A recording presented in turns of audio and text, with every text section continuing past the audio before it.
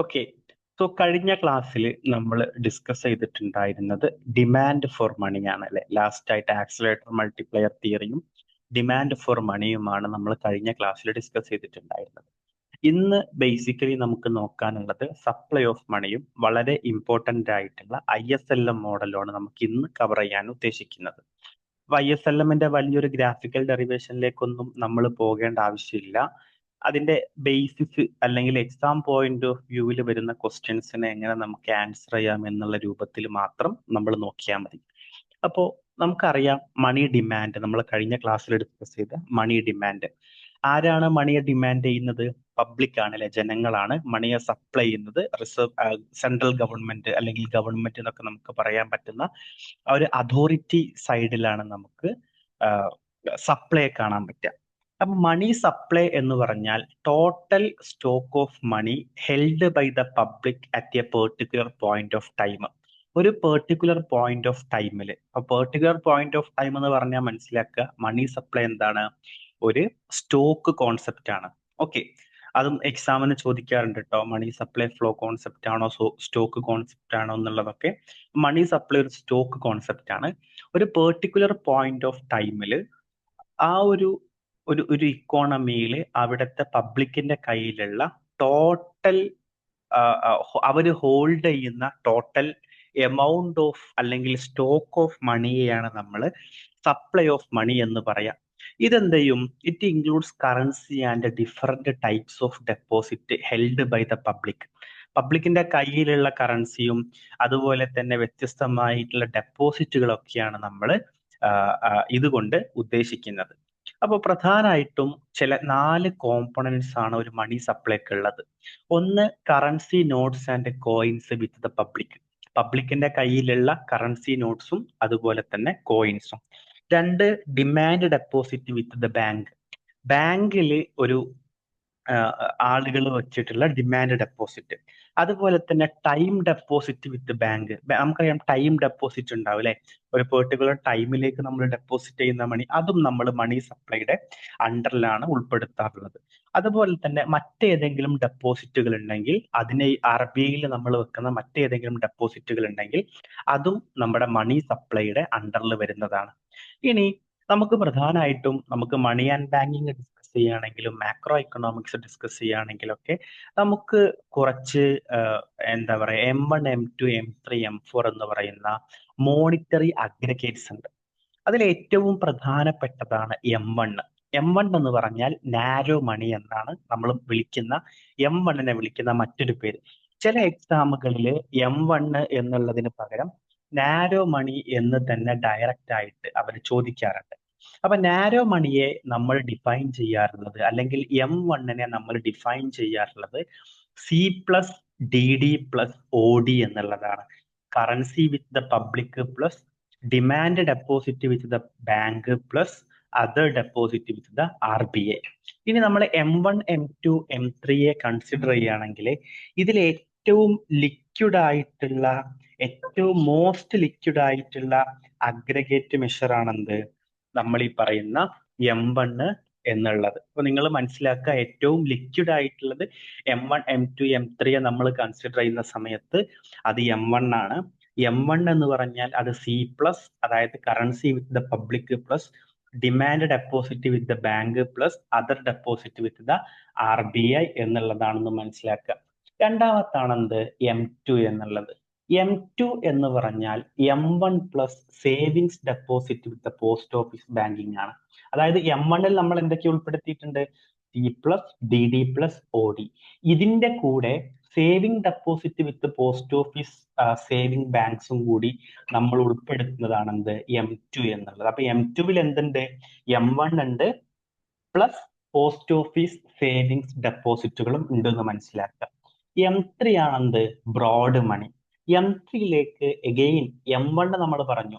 M1 ഏതായിരുന്നു? നമ്മൾ first പറഞ്ഞ C+, അതായത് currency with the public plus demand deposit with the bank plus other deposit with the RBI അല്ലെ, C+DD+OD. ഇതിലേക്ക് നമ്മൾ time deposits with the bank, അതായത് നമ്മൾ time deposits with the bank add ചെയ്യുകയാണെങ്കിൽ നമുക്ക് കിട്ടുന്നതാണ് എന്ത്, M3 എന്നുള്ളത്. അപ്പൊ M3 ആണ് നമ്മുടെ നിലവിൽ ഇന്ത്യയിൽ ഏറ്റവും കോമൺ ആയിട്ട് ഉപയോഗിക്കുന്ന മണി സപ്ലൈ. ഈ M3 ആണ് നമ്മൾ എന്ത് പറയാ, ബ്രോഡ് മണി എന്ന് കൂടി പറയാം. അപ്പൊ M1 നമ്മൾ എന്ത് പറയും, നാരോ മണി എന്ന് പറയും. M3 നമ്മൾ എന്ത് പറയും, ബ്രോഡ് മണി എന്ന് പറയും. ഇനിയുള്ളതാണ് M4 എന്നുള്ളത്. M4ലേക്ക് M3 plus total deposit with post office saving organisation. അതായത് M3യിൽ എന്തുണ്ട്, ഓൾറെഡി M1 ഉണ്ട്. M1ലേക്ക് time deposit with the bank add ചെയ്യുമ്പോഴാണ് നമുക്ക് M3 കിട്ടുന്നത്. അപ്പോ ആ M4ലേക്ക് M3 plus total deposits with the post office saving organisation നമ്മൾ ആഡ് ചെയ്യുമ്പോഴാണ് നമുക്ക് M4 കിട്ടുന്നത്. M4 ആണ് broadest measure of money supply എന്ന് നമ്മൾ പറയാറുള്ളത്. ഏറ്റവും broadest measure of money supply ആണ് എന്ത്, M4 എന്നുള്ളത്. ഇനി നമുക്ക് നേരത്തെ പറഞ്ഞു നാരോ മണി എന്താണ്, ബ്രോഡ് മണി എന്താണെന്ന് അല്ലെ. നാരോ, നിങ്ങൾ ഇത് മാറിപ്പോവരുത് കേട്ടോ. നാരോ മണി എന്ന് പറഞ്ഞാൽ അത് M1 ആണ്, ബ്രോഡ് മണി എന്ന് പറഞ്ഞാൽ അത് M3 ആണ്. അത് ഇന്റർചേഞ്ചിങ് ആയിട്ട് M1 ഇൻസ്റ്റഡ് നാരോ മണി എന്നും M3 ഇൻസ്റ്റഡ് ബ്രോഡ് മണി എന്നും പൊതുവെ നമ്മുടെ എക്സാമിൽ UGC നെറ്റ് എക്സാമിൽ ക്വസ്റ്റ്യൻസ് ചോദിക്കപ്പെടാറുണ്ട്. അപ്പൊ നമ്മൾ പറഞ്ഞു M1 ആണ് അല്ലെങ്കിൽ നാരോ മണിയാണ് ഏറ്റവും മോസ്റ്റ് ലിക്വിഡ് ആയിട്ടുള്ള മണി, ഏറ്റവും ഹയസ്റ്റ് ലിക്വിഡ് ആയിട്ടുള്ള money. M1 is equal to C plus currency plus demand deposit plus other deposit എന്ന് പറഞ്ഞു. ഇത് നമുക്ക് ഈ പറഞ്ഞ മൂന്നും, അത് കറൻസി ഡെപ്പോസിറ്റ് ആവട്ടെ, ഡിമാൻഡ് ഡെപ്പോസിറ്റ് ആവട്ടെ, അതർ ഡെപ്പോസിറ്റ് ആവട്ടെ, ഈ മൂന്നെണ്ണത്തിനെയും നമുക്ക് നമ്മുടെ ട്രാൻസാക്ഷനിൽ ഡയറക്റ്റ് ആയിട്ട് യൂസ് ചെയ്യാൻ പറ്റും. അതുകൊണ്ട് നമ്മൾ ഇതിനെ, അതായത് അതാണ് M1ന്റെ ഒരു ഫീച്ചർ. അതുപോലെ M1നെ നമ്മൾ വിളിക്കുന്ന ഒരു പേരാണെന്ത്, നാരോ മണി എന്നുള്ളത്. ഇനി ബ്രോഡ് മണി ആണെങ്കിലോ, നാരോ മണി പ്ലസ് ടൈം ഡെപ്പോസിറ്റ് ആണെന്ത്, ബ്രോഡ് മണി. നാരോ മണി പ്ലസ് ടൈം ഡെപ്പോസിറ്റ്. അപ്പോ അതായത് നമ്മൾ നേരത്തെ പറഞ്ഞു നാരോ മണി എന്ന് പറഞ്ഞാൽ M1 ആണ്. അപ്പൊ M1 പ്ലസ് ടൈം ഡെപ്പോസിറ്റ്, അല്ലെങ്കിൽ ബ്രോഡ് മണി എന്ന് പറഞ്ഞാൽ നാരോ മണി പ്ലസ് ടൈം ഡെപ്പോസിറ്റ് ആണെന്ത്, നമ്മൾ ഈ പറയുന്ന ബ്രോഡ് മണി. ബ്രോഡ് മണിയാണ് നമ്മൾ M3 അല്ലെങ്കിൽ M3 ആണ് നമ്മൾ എന്ത് പറയാ, ബ്രോഡ് മണി എന്ന് വിളിക്കാറുള്ളത്. ഇനി M3യെയും M1നെയും അല്ലെങ്കിൽ M1നെയും M2നെയും M3യെയും M4നെയും നമ്മൾ കമ്പയർ ചെയ്യുന്ന സമയത്ത് ഏറ്റവും ലിക്വിഡിറ്റി കുറഞ്ഞിട്ടുള്ള മണിയാണെന്ത്, ഏറ്റവും ലിക്വിഡിറ്റി കൂടിയിട്ടുള്ള മണിയാണെന്ത്, M1. അവിടെ നിന്ന് ഇങ്ങനെ പോരുന്നതിനനുസരിച്ച് ഏറ്റവും ലിക്വിഡിറ്റി കൂടിയ മണി M1, അതിനേക്കാൾ കുറവ് M2, അതിനേക്കാൾ കുറവ് M3, അതിനേക്കാൾ ഏറ്റവും ലീസ്റ്റ് ലിക്വിഡ് ആയിരിക്കും എന്ത്, M1 എന്നുള്ളത്, M4 എന്നുള്ളത്. അതുപോലെ M4 ആണെന്ത്, ഏറ്റവും ബ്രോഡസ്റ്റ് ആയിട്ടുള്ള മെഷർ ഓഫ് മണി സപ്ലൈ. ഇനി പൊതുവെ ഇതിൽ പറയുന്ന ഒരു കോൺസെപ്റ്റ് ആണ്, നമ്മൾ മണി ആൻഡ് ബാങ്കിങ്ങിലും മാക്രോ ഇക്കണോമിക്സിലും ഒക്കെ നമ്മൾ പഠിക്കുന്ന ഒരു കോൺസെപ്റ്റ് ആണ് ഹൈ പവേർഡ് മണി എന്നുള്ളത്. ഹൈ പവേർഡ് മണിയെയാണ് നമ്മൾ മോണിറ്ററി ബേസ് എന്ന് വിളിക്കാറുള്ളത്, റിസർവ് മണി എന്ന് വിളിക്കാറുള്ളത്, മണി ബേസ് എന്ന് വിളിക്കാറുള്ളത്. ഈ മൂന്നും ബേസിക്കലി ഹൈ പവേർഡ് മണിയാണ്. മോണിറ്ററി ബേസ്, റിസർവ് മണി, ബേസ് മണി. ഇതിനെ നമ്മൾ സൂചിപ്പിക്കാറുള്ളത് H എന്ന് വെച്ചിട്ടാണ്. H. ഈ ഹൈ പവേർഡ് മണിയിൽ പ്രധാനമായിട്ടും 3 കോമ്പണൻസ് ആണ് ഉണ്ടാവുക. ഹൈ പവേർഡ് മണിയെ നമ്മൾ സൂചിപ്പിക്കാറുള്ളത് C plus R plus OD എന്നുള്ളതാണ്. C എന്ന് പറഞ്ഞാൽ കറന്റ്, C എന്ന് പറഞ്ഞാൽ currency held by the public, പബ്ലിക്കിന്റെ കയ്യിലുള്ള currency 1. 2, cash reserves of commercial bank, commercial ബാങ്കുകളുടെ കയ്യിലുള്ള ക്യാഷ് റിസർവ്സ്. നമ്മളത് CRRും SLRും ഒക്കെ നമ്മൾ മോണിറ്ററി പോളിസി ഡിസ്കസ് ചെയ്യുന്ന സമയത്ത് ഡീറ്റെയിൽ ആയിട്ട് ഡിസ്കസ് ചെയ്യും. അതുപോലെ തന്നെ അതർ ഡെപ്പോസിറ്റ്സ് വിത്ത് RBI. അപ്പൊ ഹൈ പവേർഡ് മണിയെ നമ്മൾ കാൽക്കുലേറ്റ് ചെയ്യാറുള്ളത് C plus R plus OD എന്ന് പറയുന്ന ഇക്വേഷൻ യൂസ് ചെയ്തിട്ടാണ്. Currency with the public plus cash reserves of bank plus other deposits with RBI. High powered money വളരെ powerful ആണ്. കാരണം ഇതാണെന്ത്, ഒരു ഏറ്റവും ക്രെഡിറ്റ് ക്രിയേഷന്റെ, കൊമേഴ്ഷ്യൽ ബാങ്കുകളുടെ ക്രെഡിറ്റ് ക്രിയേഷന്റെ ഏറ്റവും ബേസിക്സ് കിടക്കുന്നത് ഹൈ പവേർഡ് മണിയിലാണ് എന്ന് നിങ്ങൾ മനസ്സിലാക്കുക. അപ്പൊ ഈ ഹൈ പവേർഡ് മണി ബേസിക്കലി ആരാണ് ക്രിയേറ്റ് ചെയ്യുന്നത്? അത് സെൻട്രൽ ബാങ്ക് ആണ്. സെൻട്രൽ ബാങ്ക് ആണ് ഹൈ പവേർഡ് മണി ക്രിയേറ്റ് ചെയ്യുന്നത്. അപ്പൊ ഏതൊക്കെയാണ് ഹൈ പവേർഡ് മണിയുടെ സോഴ്സസ് ആയിട്ട്, അല്ലെങ്കിൽ എവിടെയൊക്കെയാണ് ഹൈ പവേർഡ് മണിയുടെ സോഴ്സസിനെ നമുക്ക് ഐഡന്റിഫൈ ചെയ്യാൻ പറ്റുക? ഫസ്റ്റ് ആണെന്ത്? RBI credit to the government.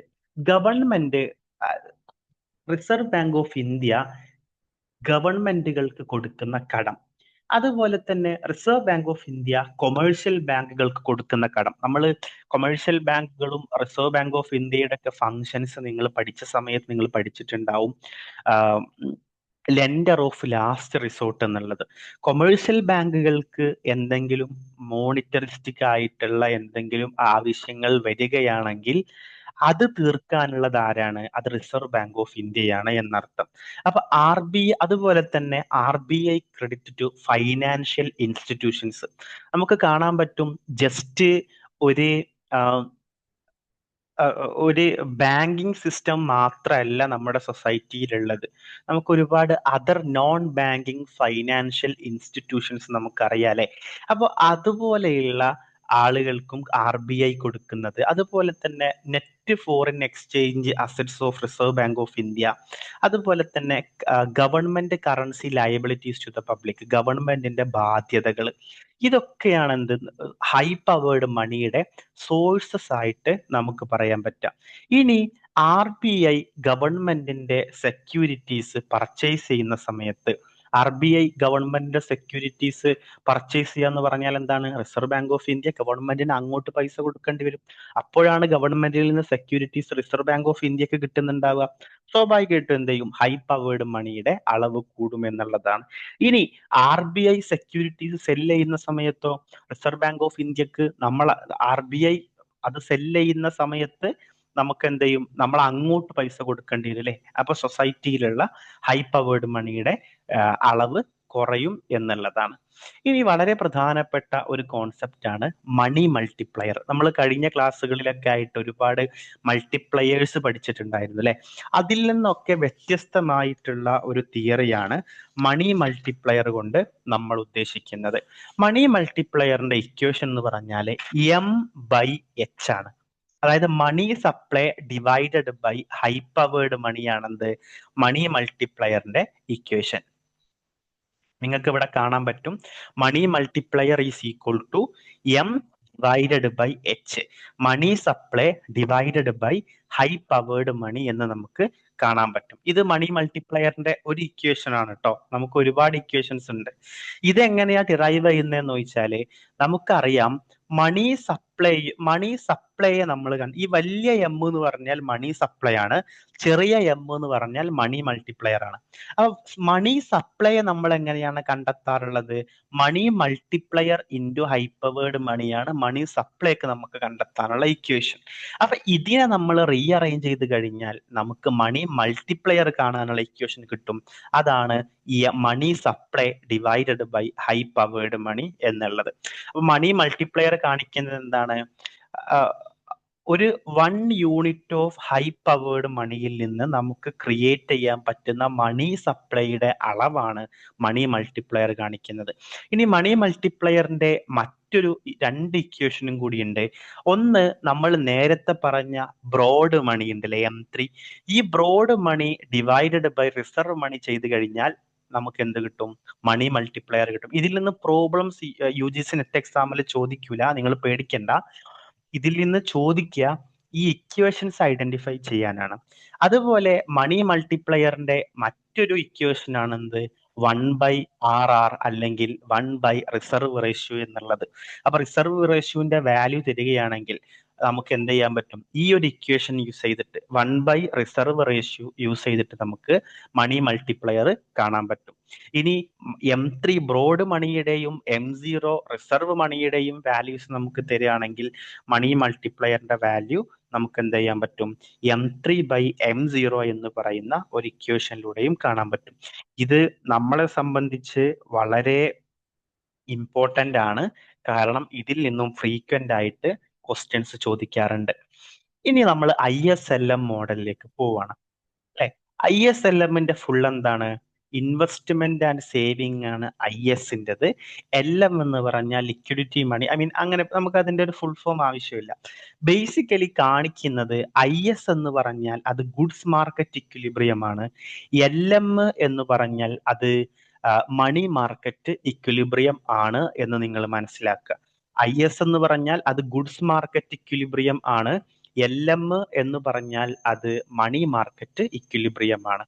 ISLM മോഡലുമായി ബന്ധപ്പെട്ട് നമുക്കറിയാം, ISLM മോഡൽ കാണിക്കുന്നത് സൈമൾട്ടേനിയസ്ലി ഗുഡ്സ് മാർക്കറ്റും മണി മാർക്കറ്റും ഇക്വിലിബ്രിയത്തിൽ എത്തുന്ന പോയിന്റിനെയാണ് ISLM മോഡൽ കാണിക്കുന്നത്. സൈമൾട്ടേനിയസ്ലി ഗുഡ്സ് മാർക്കറ്റും മണി മാർക്കറ്റും ഇക്വിലിബ്രിയത്തിൽ എത്തുന്ന പോയിന്റ് ആണെന്ത്? ISLM model. അതായത് IS എന്ന് പറയുന്ന ഇൻവെസ്റ്റ്മെന്റ് സേവിങ് ഇക്വാലിറ്റി കാണിക്കുന്നത് ഗുഡ്സ് മാർക്കറ്റ് ഇക്വിലിബ്രിയം ആണ്. LM എന്ന് പറയുന്ന ലിക്വിഡിറ്റി മണി ഏരിയ കാണിക്കുന്നത് മണി മാർക്കറ്റ് ഇക്വിലിബ്രിയം ആണ്. ഇത് പ്രധാനമായിട്ടും രണ്ട് ഇക്കണോമിസ്റ്റുകൾ ചേർന്നിട്ടാണ് ISLM മോഡൽ ഡെവലപ്പ് ചെയ്യുന്നത്. അതാണ് ഒന്ന് JR ഹിക്സും അതുപോലെ തന്നെ ആൽവിൻ ഹാൻസനും. ആദ്യം JR ഹിക്സ് ഡെവലപ്പ് ചെയ്തു, അതിനുശേഷം അദ്ദേഹത്തിന്റെ തന്നെ സ്റ്റുഡന്റ് ആണ് എന്നാണ് എൻ്റെ ഓർമ്മ, ആൽവിൻ ഹാൻസൻ അതിനെ ഡെവലപ്പ് ചെയ്യുകയാണ് ചെയ്തത്. അതുകൊണ്ട് തന്നെ ഇതിനെ വിളിക്കുന്ന മറ്റൊരു പേരാണ് ഹിക്സ് ആൻസൻ മോഡൽ എന്നുള്ളത്. ഈ JR ഹിക്സും ആൽവിൻ ഹാൻസനും കൂടിയാണ് ISLM മോഡലിനെ പോപ്പുലറൈസ് ചെയ്തത് എന്നുള്ളത് കൊണ്ട് നമ്മൾ അതിനെ വിളിക്കുന്ന മറ്റൊരു പേരാണെന്ത്? Alvin Hicks and Hansen model എന്നുള്ളത്. ഹിക്സ് ആൻഡ് ഹാൻസൻ മോഡൽ എന്നുള്ളത്. അപ്പൊ നമ്മൾ പറഞ്ഞു ഇക്വിലിബ്രിയം നമുക്ക് IS കൊണ്ട് നമ്മൾ ഉദ്ദേശിക്കുന്നത്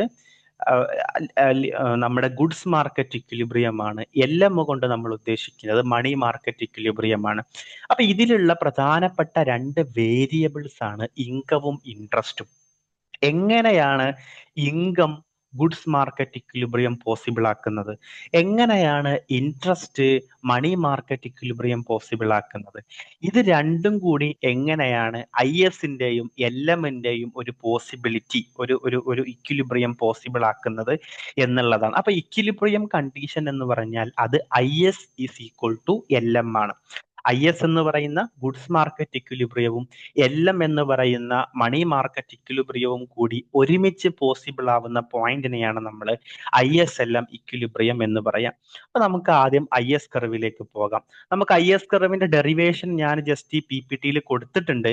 നമുക്കതിന്റെ ആവശ്യമില്ല. ഒരു UGC നെറ്റ് എക്കണോമിക്സിന്റെ പെർസ്പെക്റ്റീവിൽ നിങ്ങൾ വായിക്കുന്ന സമയത്ത് നിങ്ങളുടെ മനസ്സിൽ ഉണ്ടാവാൻ വേണ്ടിയിട്ട് മാത്രമാണ് നമ്മൾ എന്ത് ചെയ്തിട്ടുള്ളത്, ആ ഒരു ഇക്വേഷൻ കൊടുത്തിട്ടുള്ളത്. IS എന്ന് പറഞ്ഞാൽ IS എന്നുള്ളത് സ്റ്റാൻഡ്സ് ചെയ്യുന്നത് ഇൻവെസ്റ്റ്മെന്റ് സേവിങ് ഇക്വാലിറ്റിയിലാണ്.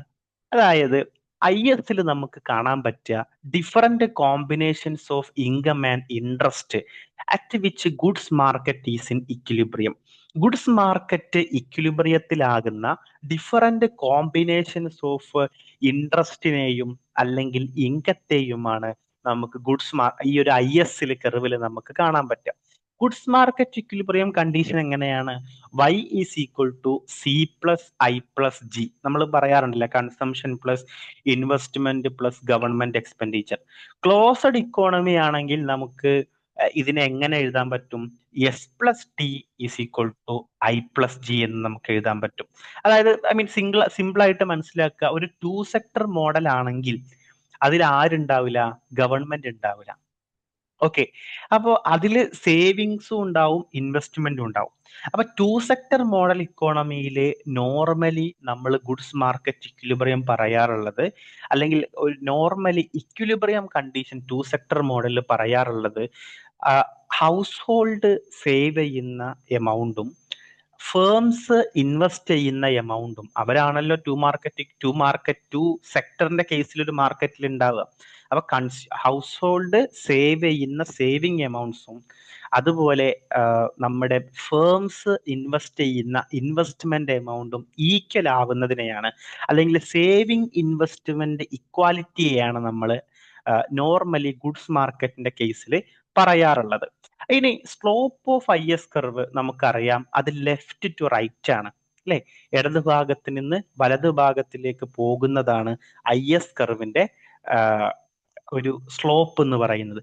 അതിന്റെ റീസൺ എന്താന്ന് ചോദിച്ചാല് നമുക്കറിയാം ഇൻട്രസ്റ്റ് റേറ്റ് കുറയാണെങ്കിൽ വാട്ട് വിൽ ഹാപ്പൻ, ഇൻവെസ്റ്റ്മെന്റ് കൂടും. അതായത് റേറ്റ് ഓഫ് ഇൻട്രസ്റ്റും ഇൻവെസ്റ്റ്മെന്റും തമ്മിൽ ഒരു ഇൻവേഴ്സ് റിലേഷൻഷിപ്പ് ഉണ്ട്. ബാങ്ക് റേറ്റ് കുറയാണെങ്കിൽ ഇൻവെസ്റ്റ്മെന്റ് എന്ത് ചെയ്യും, കൂടും. ഇൻവെസ്റ്റ്മെന്റ് കൂടിയാൽ എന്ത് സംഭവിക്കും, നമ്മൾ ആക്സിലേറ്റർ മൾട്ടിപ്ലയർ മോഡലിൽ പറഞ്ഞിട്ടുണ്ട്. ഇൻവെസ്റ്റ്മെന്റ് ഇൻക്രീസ് ചെയ്യുകയാണെങ്കിൽ it will lead to rise in aggregate demand എന്ന് നമ്മൾ എന്ത് ചെയ്തിട്ടുണ്ട്, പറഞ്ഞിട്ടുണ്ട്. ഇൻവെസ്റ്റ്മെന്റ് കൂടുകയാണെങ്കിൽ അതെന്ത് ചെയ്യും, അഗ്രഗേറ്റ് ഡിമാൻഡിന്റെ റൈസിലേക്ക് എന്ത് ചെയ്യും, അത് പോകും എന്നുള്ളതാണ്. അപ്പോൾ അഗ്രഗേറ്റ് ഡിമാൻഡ് ഇൻക്രീസ് ചെയ്യുകയാണെങ്കിൽ നമ്മൾ പറഞ്ഞു മൾട്ടിപ്ലയർ തിയറി പ്രകാരം മൾട്ടിപ്പിൾ ടൈമിൽ എന്ത് ചെയ്യും, നമ്മുടെ ഇൻകം ഇൻക്രീസ് ചെയ്യും. അപ്പോ അതായത് റേറ്റ് ഓഫ് ഇൻട്രസ്റ്റ് കുറയുകയാണെങ്കിൽ നമ്മുടെ ഇൻകം എന്ത് ചെയ്യും, നമ്മുടെ ഇൻകം എന്ത് ചെയ്യും, ഇൻക്രീസ് ചെയ്യും. ആ ഒരു കേസാണ് ഇപ്പൊ നമ്മൾ പറഞ്ഞത്. ഈ ഒരു ഡൈനാമിക്സ് നിങ്ങളുടെ മനസ്സിൽ വേണം. റേറ്റ് ഓഫ് ഇൻട്രസ്റ്റ് കുറയുമ്പോൾ ഇൻവെസ്റ്റ്മെന്റ് ഇൻക്രീസ് ചെയ്യും. ഇൻവെസ്റ്റ്മെന്റ് ഇൻക്രീസ് ചെയ്യുമ്പോൾ അഗ്രഗേറ്റ് ഡിമാൻഡ് ഇൻക്രീസ് ചെയ്യും. അഗ്രഗേറ്റ് ഡിമാൻഡ് ഇൻക്രീസ് ചെയ്ത് കഴിഞ്ഞാൽ ഇൻകം ഇൻക്രീസ് ചെയ്യും.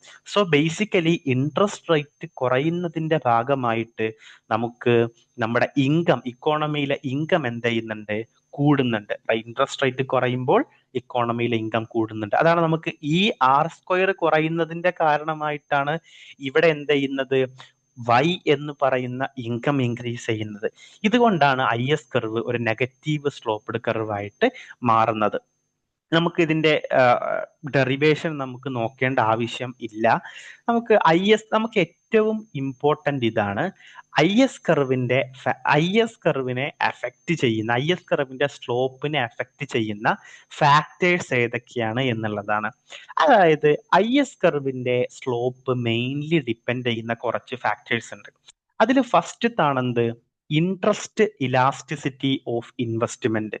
ഇൻട്രസ്റ്റ് ഇലാസ്റ്റിസിറ്റി ഓഫ് ഇൻവെസ്റ്റ്മെന്റ്, അതായത് നമ്മുടെ ഇൻവെസ്റ്റ്മെന്റ് ഹൈലി ഇൻട്രസ്റ്റ് ഇലാസ്റ്റിക് ആണെങ്കിൽ, ഇലാസ്റ്റിസിറ്റി എന്ന് പറഞ്ഞാൽ എന്താണ്, ഡിഗ്രി ഓഫ് റെസ്പോൺസീവ്നെസ് ആണല്ലേ.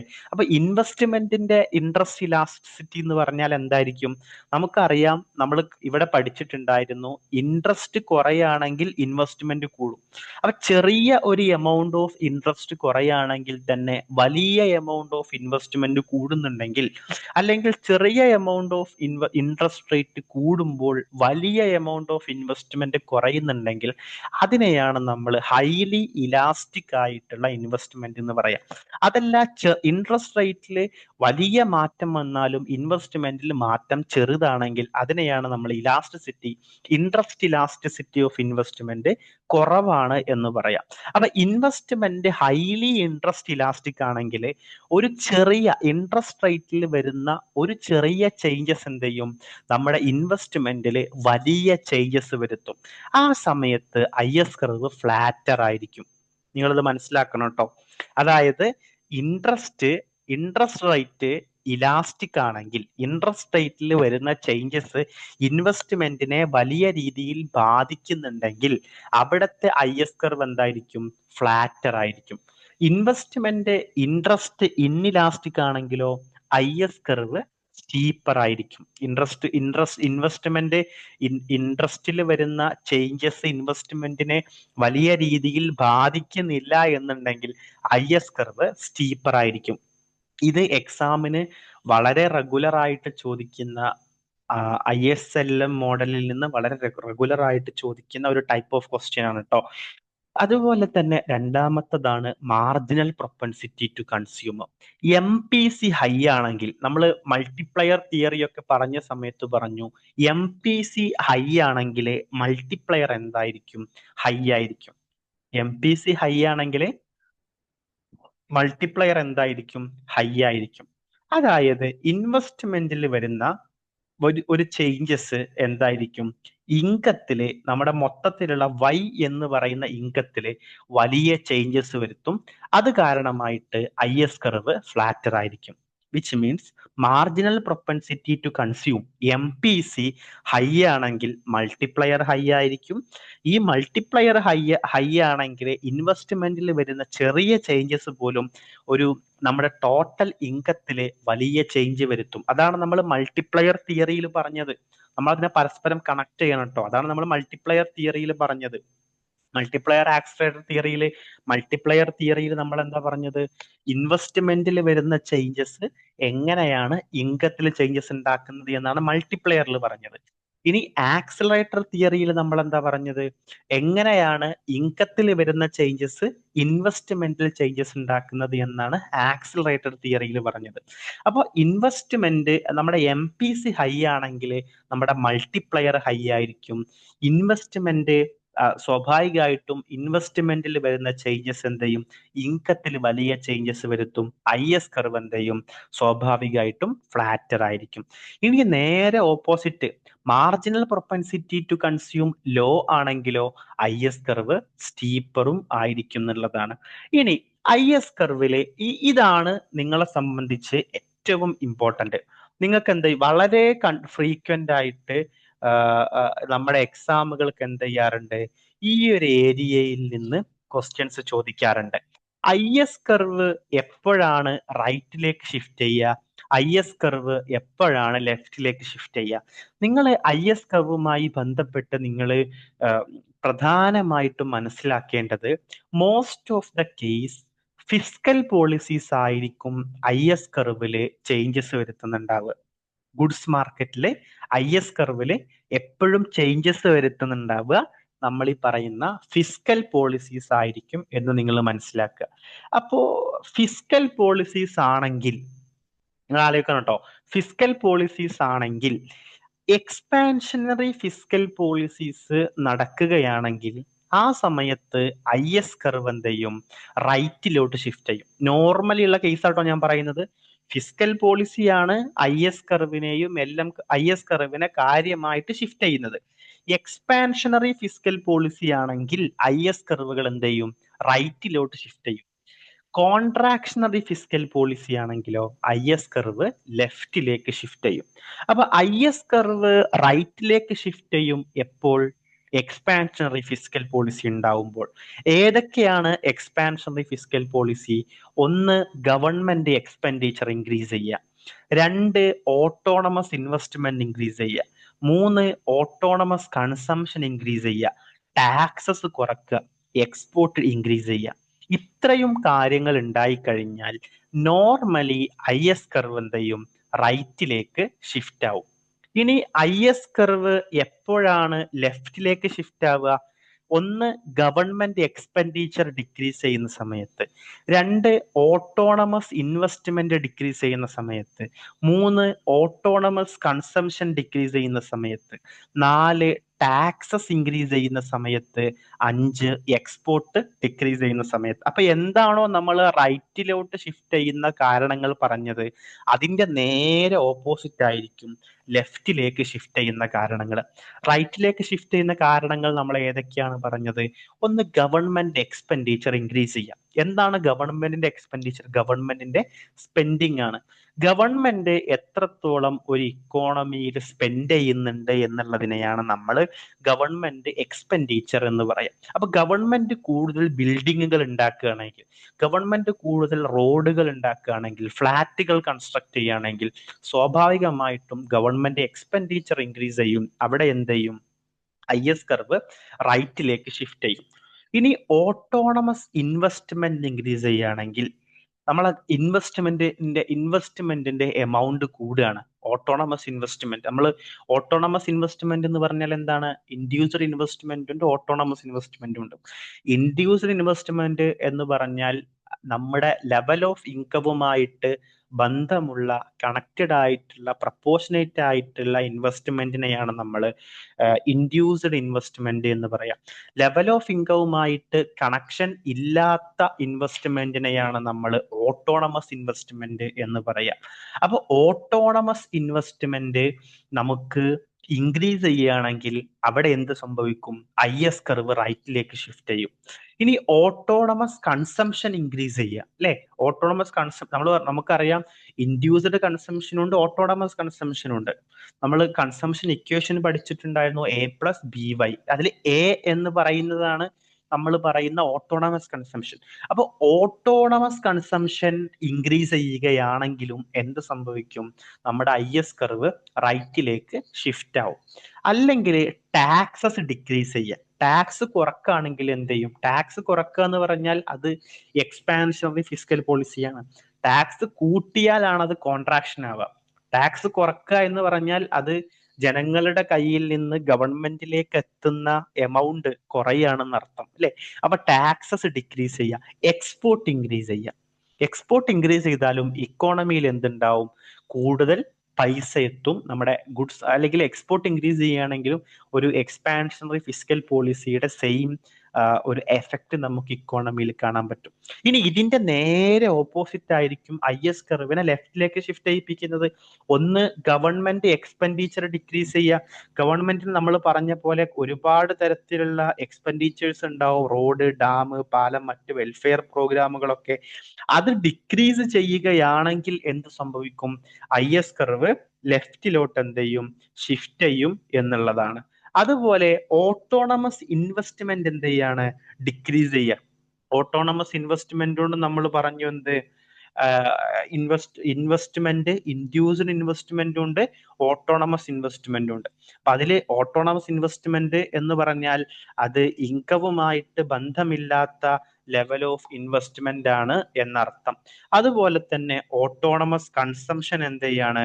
ഇൻക്രീസ് ചെയ്യുക. ഓട്ടോണമസ് കൺസംഷൻ ഡിക്രീസ് ചെയ്യുക. ഓട്ടോണമസ് കൺസംഷൻ ഡിക്രീസ് ചെയ്യുക എന്ന് പറഞ്ഞാലും നമുക്ക് IS കർവ് എന്ത് ചെയ്യും? ലെഫ്റ്റിലേക്ക് ഷിഫ്റ്റ് ചെയ്യും. ടാക്സസ് ഇൻക്രീസ് ചെയ്യുക, അതുപോലെ തന്നെ എക്സ്പോർട്ട് എന്ത് ചെയ്യുക? ഡിക്രീസ് ചെയ്യുക. ഇത് നിങ്ങൾ ബൈ ഹാർട്ട് ചെയ്ത് പഠിക്കണം. ഈ ഒരു സ്ലൈഡ് നിങ്ങൾ എന്ത് ചെയ്യണം? ബൈ ഹാർട്ട് ചെയ്തിട്ട് പഠിക്കണം. ഇതിൽ നിന്ന് വളരെ ഫ്രീക്വന്റ് ആയിട്ട് UGC നെറ്റ് എക്സാമിന്റെ പെർസ്പെക്റ്റീവിൽ നമുക്ക് ക്വസ്റ്റ്യൻസ് ചോദിക്കാറുണ്ട്. ഇനി LM കർവിന്റെ കേസിലാണെങ്കിലോ, LM കർവിനെ നമ്മൾ സൂചിപ്പിക്കുന്നത് ലിക്വിഡിറ്റി പ്രിഫറൻസ് മണി സപ്ലൈ എന്നുള്ളതാണ്. LM, liquidity preference money supply. LM curve കാണിക്കുന്നത് നമ്മൾ നേരത്തെ പറഞ്ഞു, IS കർവ് കാണിക്കുന്നത് ഗുഡ്സ് മാർക്കറ്റ് ഇക്വിലിബ്രിയം ആണെങ്കിൽ LM കർവ് കാണിക്കുന്നത് മണി മാർക്കറ്റ് ഇക്വിലിബ്രിയം ആണ് എന്ന് നമ്മൾ പറഞ്ഞു. അപ്പോൾ LM കർവ് കാണിക്കുന്നത് different combinations of income and interest rate which make money market equilibrium. Different combination of income and interest ആണ് മണി മാർക്കറ്റിൽ ഇക്വിലിബ്രിയം കൊണ്ടുവരുന്ന different combinations of income and interest rate ആണ് നമുക്ക് LM കർവിൽ കാണാൻ പറ്റുക. മണി മാർക്കറ്റ് എപ്പോഴാണ് ഇക്വിലിബ്രിയത്തിലാവുക? നമ്മൾ ഗുഡ്സ് മാർക്കറ്റ് ഇക്വിലിബ്രിയം പറഞ്ഞു, സേവിങ്ങും ഇൻവെസ്റ്റ്മെന്റും ഈക്വൽ ആവണം. അതുപോലെ മണി മാർക്കറ്റ് എപ്പോഴാണ് ഇക്വിലിബ്രിയത്തിലാവുക? അത് മണി സപ്ലൈയും മണി ഡിമാൻഡും ഈക്വൽ ആകുന്ന സമയത്താണ്. റിയൽ മണി സപ്ലൈ നമ്മൾ എങ്ങനെയാണ് കാണാൻ പറ്റുക? M/P ആണ്. P എന്ന് പറഞ്ഞാൽ പ്രൈസ് ലെവലാണ്, M എന്ന് പറഞ്ഞാൽ നമ്മുടെ മണി സപ്ലൈ ആണ്. അതിനെ നമ്മൾ പ്രൈസ് ലെവൽ കൊണ്ട് ഡിവൈഡ് ചെയ്യുന്ന സമയത്താണ് നമുക്ക് റിയൽ മണി സപ്ലൈ കാണാൻ പറ്റുക. അപ്പോൾ ഇതാണ് real money supply, M/P money supply എന്ന് നമുക്ക് പറയാൻ പറ്റും. ഇനി ഡിമാൻഡ് നമ്മൾ പറഞ്ഞു, കെയ്നീഷ്യൻ തിയറിയിൽ മണി ഡിമാൻഡിനെ നമ്മൾ 3 മോട്ടീവ്സ് ആയിട്ട് തരംതിരിച്ചിട്ടുണ്ടായിരുന്നു. Speculative demand for money, precautionary demand for money, then വേറെ ഏതായിരുന്നു ഉണ്ടായിരുന്നത്? ചാറ്റ് ബോക്സിൽ പറയൂ. 3 പ്രധാനപ്പെട്ട മോട്ടീവ്സ് നമ്മുടെ കെയ്നീഷ്യൻ ഡിമാൻഡ് തിയറിയിൽ ഉണ്ടായിരുന്നു. ഏതൊക്കെയായിരുന്നു അത്?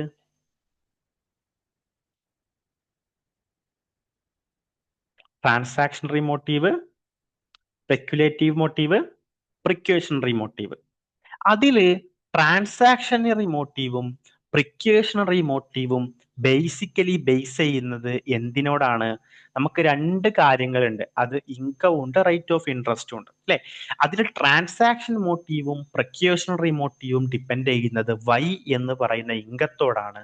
Speculative demand for money depend ചെയ്യുന്നത് R എന്ന് പറയുന്ന റേറ്റ് ഓഫ് ഇൻട്രസ്റ്റിനോടാണ്. അത് നമ്മൾ ഡിസ്കസ് ചെയ്തിരുന്നു ഡീറ്റെയിൽ ആയിട്ട്. മണി ഡിമാൻഡ് നമ്മൾ കെയ്നീഷ്യൻ മണി ഡിമാൻഡ് തിയറീസ് നമ്മൾ പറഞ്ഞ സമയത്ത്. അപ്പൊ മണി ഡിമാൻഡ് എന്ന് പറഞ്ഞാൽ അത് ഒരു function of Y and R ആണ്. ഇൻകത്തിന്റെയും റേറ്റ് ഓഫ് ഇൻട്രസ്റ്റിന്റെയും ഫങ്ഷൻ ആണ് നമുക്ക് കാണാൻ പറ്റുന്ന മണി ഡിമാൻഡ്. അപ്പൊ നമ്മൾ പറഞ്ഞു മണി സപ്ലൈ എന്ന് പറഞ്ഞാൽ അത് M/P ആണ്, റിയൽ മണി സപ്ലൈ എന്നുള്ളത്. അതുപോലെ മണി ഡിമാൻഡ് എന്ന് പറഞ്ഞാൽ അത് റേറ്റ് ഓഫ് ഇൻട്രസ്റ്റിന്റെയും ഇൻകത്തിന്റെയും ഒരു കോമ്പിനേഷൻ ആണ് എന്നും നമ്മൾ പറഞ്ഞു. അപ്പൊ ഇതാണ് ഇക്വിലിബ്രിയം കണ്ടീഷൻ ആയിട്ട് നമുക്ക് കാണാൻ പറ്റുക. M/P എന്ന് പറയുന്ന money supply is equal to YR rate of ഇൻട്രസ്റ്റിന്റെയും ഇൻകത്തിന്റെയും ഒരു കോമ്പിനേഷൻ എന്ന് നമുക്ക് കാണാൻ പറ്റും.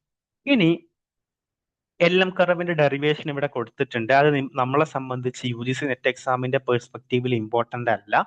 നിങ്ങൾ എന്ത് ചെയ്യുക, ജസ്റ്റ് വായിച്ച് മനസ്സിലാക്കുക. ഇനി LM കർവിന്റെ സ്ലോപ്പ് അത് upward from left to right ആണ്. ലെഫ്റ്റിൽ നിന്ന് റൈറ്റിലേക്ക് ഇങ്ങനെ പോകുന്ന ഒരു കർവ് ആയിരിക്കും എന്ത്, എന്റെ റൈറ്റിംഗ് പാഡ് ഇല്ല കേട്ടോ, ഇങ്ങനെ ഒരു കർവ് ആയിരിക്കും LM കർവ്, ഇങ്ങനെ ഒരു കർവ് ആയിരിക്കും IS കർവ് ഉണ്ടാവുക. അപ്പൊ ഇതാണ് LM കർവ് ഉണ്ടാവുക എന്നർത്ഥം. ഓക്കെ, അപ്പൊ LM കർവ് ഇൻകം ഇൻക്രീസ് ചെയ്യുന്ന സമയത്ത് നമ്മൾ പറഞ്ഞു നമ്മുടെ മണി ഡിമാൻഡ് എന്ന് പറഞ്ഞാൽ കെയ്നീഷ്യൻ വ്യൂവിലെ 3 മോട്ടീവ്സ് ആണ്. ഈ 3 മോട്ടീവ്സിൽ 2 ഡിപ്പെൻഡ് ചെയ്യുന്നത് അത് ഇൻകവുമായിട്ടാണ്. Speculative demand for money depend ചെയ്യുന്നത് റേറ്റ് ഓഫ് ഇൻട്രസ്റ്റുമായിട്ടാണ്. അപ്പൊ അതിൽ ഇൻകം ഇൻക്രീസ് ചെയ്യുകയാണെങ്കിൽ ട്രാൻസാക്ഷൻ ഡിമാൻഡ് ഫോർ മണിയും ഇൻക്രീസ് ചെയ്യും. അതുപോലെ തന്നെ പ്രിക്വേഷണറി ഡിമാൻഡ് ഫോർ മണിയും ഇൻക്രീസ് ചെയ്യും. അതാണ് ഇൻകം ഇൻക്രീസ് ചെയ്ത്, അതാണ് നമുക്ക് ഇവിടെ കാണാൻ പറ്റുക. Y ഇൻക്രീസ് ചെയ്ത് കഴിഞ്ഞാൽ മണി ഡിമാൻഡ് എന്ത് ചെയ്യുന്നുണ്ട്, ഇൻക്രീസ് ചെയ്യുന്നുണ്ട്. ഇനി ഇൻട്രസ്റ്റ് റേറ്റുമായിട്ട് ബന്ധപ്പെട്ട് ഇനി നമ്മുടെ ഇൻകം ഇൻക്രീസ് ചെയ്യുകയാണെങ്കിലോ അത് കാരണമായിട്ട് റേറ്റ് ഓഫ് ഇൻട്രസ്റ്റും നമ്മുടെ ഇക്കോണമിയിൽ എന്ത് ചെയ്യും, ഇൻക്രീസ് ചെയ്യും. അതുകൊണ്ടാണ് നമ്മുടെ LM കർവ് ഒരു പോസിറ്റീവ്ലി സ്ലോപ്പ്ഡ് കർവായിട്ട് മാറുന്നത്. LM കർവ് ഒരു പോസിറ്റീവ്ലി സ്ലോപ്പ്ഡ് കർവായിട്ട് മാറുന്നത്. ഇനി LM കർവിന് ഏറ്റവും ഇമ്പോർട്ടന്റ് ആയിട്ടുള്ള, നമ്മൾ നേരത്തെ IS കർവിനെ എഫക്ട് ചെയ്യുന്ന കാര്യങ്ങൾ പറഞ്ഞു, അതുപോലെ LM കർവിനെ എഫക്ട് ചെയ്യുന്ന ഫാക്ടേഴ്സ് 2 ഒന്ന് income elasticity of money. Income elasticity of money എന്നുള്ളത് കൊണ്ട് ഉദ്ദേശിക്കുന്നത് നമ്മുടെ ഇൻകവുമായിട്ട് എത്രത്തോളം ഇലാസ്റ്റിക് ആണ് നമ്മുടെ പർച്ചേസിങ്, നമ്മുടെ ഡിമാൻഡ് എന്നുള്ളതാണ്. ലൈക്ക് നമ്മുടെ ഇൻകത്തിൽ വലിയ ഇൻക്രിമെന്റ് വരുന്ന സമയത്ത് ചെറിയ ചേഞ്ചസേ നമ്മുടെ ഡിമാൻഡിൽ വരുന്നുള്ളൂ എന്നുണ്ടെങ്കിൽ അവിടെ ഇൻകം ഇലാസ്റ്റിസിറ്റി എന്താണ്, കുറവാണ്. ഇൻകം ഇലാസ്റ്റിസിറ്റി കുറവാണ്. അങ്ങനെ ഇൻകം ഇലാസ്റ്റിസിറ്റി കുറയുന്ന സമയത്ത് LM കർവ് എന്തായിരിക്കും, ഫ്ലാറ്റർ ആയിരിക്കും. ഇനി അഥവാ money demand highly sensitive to income ആണ് എന്നുണ്ടെങ്കിൽ, ഇൻകത്തിൽ വരുന്ന ചേഞ്ചസ് വലിയ രീതിയിൽ മണി സപ്ലൈയെ ബാധിക്കുന്നുണ്ടെങ്കിൽ LM കർവ് എന്തായിരിക്കും, സ്റ്റീപ്പർ ആയിരിക്കും. LM കർവ് സ്റ്റീപ്പർ ആയിരിക്കും. ഇനി interest elasticity of money demand ആണെങ്കിലോ, നമ്മൾ പറഞ്ഞു കെയ്നീഷ്യൻ തിയറിയിലെ 3 മോട്ടീവ്സിലെ 2 ഇൻകത്തിനെയും ഒന്ന് നമുക്ക് കാണാൻ പറ്റിയ ഇൻട്രസ്റ്റിനെയും ആണ് എന്നുള്ളത് നമ്മൾ പറഞ്ഞു അല്ലെ. അപ്പോൾ ഇൻട്രസ്റ്റ് സെൻസിറ്റിവിറ്റി കൊണ്ട് ഉദ്ദേശിക്കുന്നത് money demand highly interest sensitive ആണെങ്കിൽ, അതായത് ഇൻട്രസ്റ്റിൽ വരുന്ന ചെറിയ ചേഞ്ചസ് പോലും വലിയ ചേഞ്ചസ് മണി ഡിമാൻഡിൽ കൊണ്ടുവരുന്നുണ്ടെങ്കിൽ LM കർവ് എന്താണ്, ഫ്ലാറ്റർ ആയിരിക്കും. ഇനി അതല്ല, മണി ഡിമാൻഡ് ഇൻട്രസ്റ്റ് ഇൻഇലാസ്റ്റിക് ആണെങ്കിലോ LM കർവ് അത് സ്റ്റീപ്പർ ആയിരിക്കും എന്നുള്ളതാണ്. ഇനി LM കർവിലുള്ള ഷിഫ്റ്റ് ഒന്ന് നമുക്ക് നോക്കാം. LM കർവ് ഷിഫ്റ്റ് ചെയ്യുന്ന പ്രധാനപ്പെട്ട ചേഞ്ചസ് എന്ന് പറഞ്ഞാൽ, നമ്മൾ നേരത്തെ IS കർവിന്റെ കേസിൽ പറഞ്ഞു അത് ഫിസ്ക്കൽ പോളിസിയാണ് അല്ലെ. എക്സ്പാൻഷനറി ഫിസ്ക്കൽ പോളിസി ഉണ്ടാവുന്ന സമയത്ത്, അല്ലെങ്കിൽ എക്സ്പാൻഷനറി ആയിട്ടുള്ള ഒരു എക്സ്പാൻഷനറി കോൺസെപ്റ്റ് ഉണ്ടാവുന്ന സമയത്ത് IS കർവ് റൈറ്റിലേക്കും, കോൺട്രാക്ഷണറി കോൺസെപ്റ്റുകൾ ഉണ്ടാവുന്ന സമയത്ത് IS കർവ് ലെഫ്റ്റിലേക്കും ഷിഫ്റ്റ് ചെയ്യുന്നത് നമ്മൾ പറഞ്ഞു. ഇനി LM കർവിന്റെ കേസിലാണെങ്കിൽ LM കർവ് എന്ത് ചെയ്യും, റിയൽ മണി സപ്ലൈയിൽ വരുന്ന ചേഞ്ചസിനനുസരിച്ചാണ് ചേഞ്ച് ആവുക. അതായത് നോമിനൽ മണി സപ്ലൈ ഇൻക്രീസ് ചെയ്യാണ്, പ്രൈസ് ലെവൽ കുറയാണ്, റിയൽ മണി സപ്ലൈ ഇൻക്രീസ് ചെയ്യാണ്. 3 കേസുകൾ നിങ്ങൾ മനസ്സിലാക്കണം. നോമിനൽ മണി സപ്ലൈ ഇൻക്രീസ് ചെയ്യാണ്, പ്രൈസ് ലെവല് ഇൻക്രീസ് ചെയ്യാണ്, അതുപോലെ പ്രൈസ് ലെവൽ ഫാൾ ചെയ്യാണ്, അതുപോലെ തന്നെ റിയൽ മണി സപ്ലൈ ഇൻക്രീസ് ചെയ്യാണ്. ഇങ്ങനെയുള്ള ഈ സിറ്റുവേഷൻസിലൊക്കെ LM കർവ് എന്ത് ചെയ്യും, റൈറ്റിലോട്ട് ഷിഫ്റ്റ് ചെയ്യും.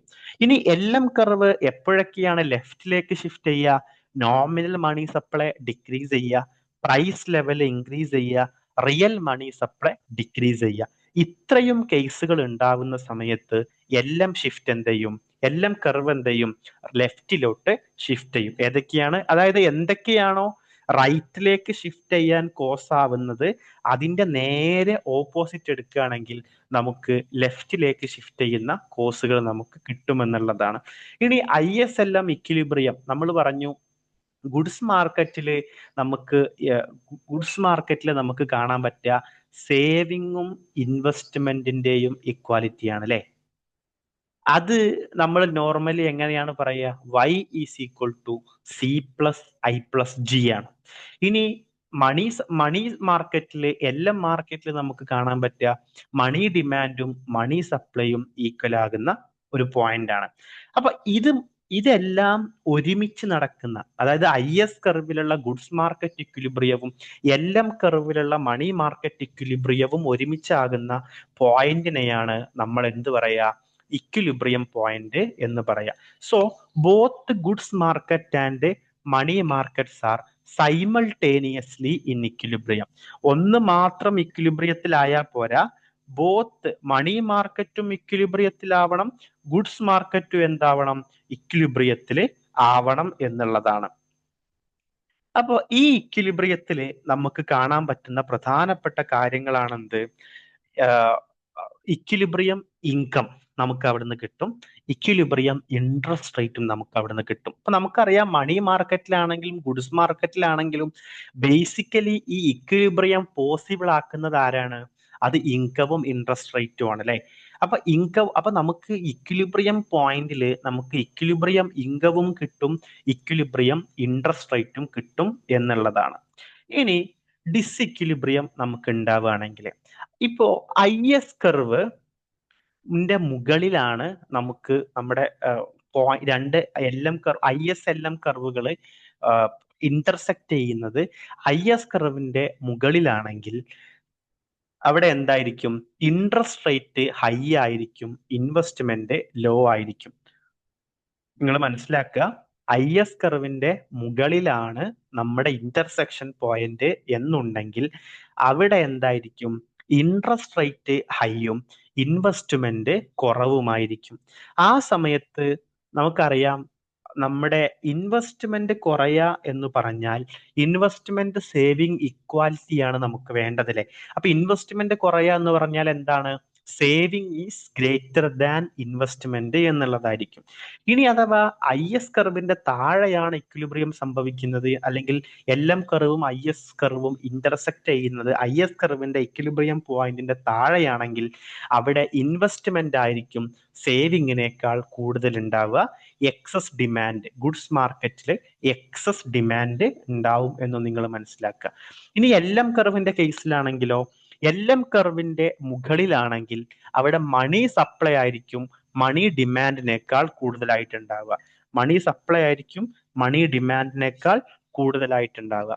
ഇനി LM കർവിന്റെ താഴെയാണെങ്കിലോ അവിടെ ഡിമാൻഡ് ഫോർ മണി ആയിരിക്കും സപ്ലൈ ഫോർ മണിയേക്കാൾ കൂടുതലായിട്ടുണ്ടാവുക.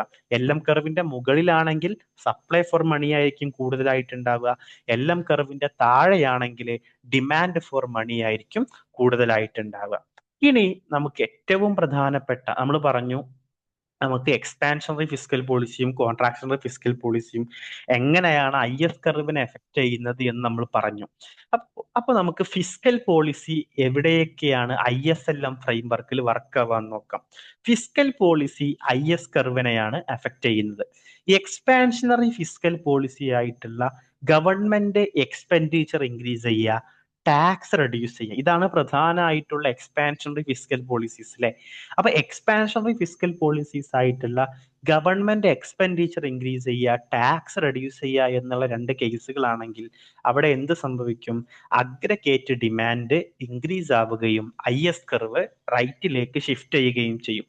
IS കർവ് റൈറ്റിലേക്ക് ഷിഫ്റ്റ് ചെയ്യുകയാണെങ്കിലോ ഇൻകവും ഇൻക്രീസ് ചെയ്യും, റേറ്റ് ഓഫ് ഇൻട്രസ്റ്റും ഇൻക്രീസ് ചെയ്യും എന്നുള്ളതാണ്. ഇൻകവും ഇൻക്രീസ് ചെയ്യും, റേറ്റ് ഓഫ് ഇൻട്രസ്റ്റും ഇൻക്രീസ് ചെയ്യും. അപ്പോ ഈ റേറ്റ് ഓഫ് ഇൻട്രസ്റ്റ് ഇൻക്രീസ് ചെയ്യുകയാണെങ്കിൽ അവിടെ എന്ത് സംഭവിക്കും? പ്രൈവറ്റ് ഇൻവെസ്റ്റ്മെന്റ് കുറയും. റേറ്റ് ഓഫ് ഇൻട്രസ്റ്റ് ഇൻക്രീസ് ചെയ്യുക എന്ന് പറഞ്ഞാൽ ബാങ്ക് റേറ്റ് ആണ്.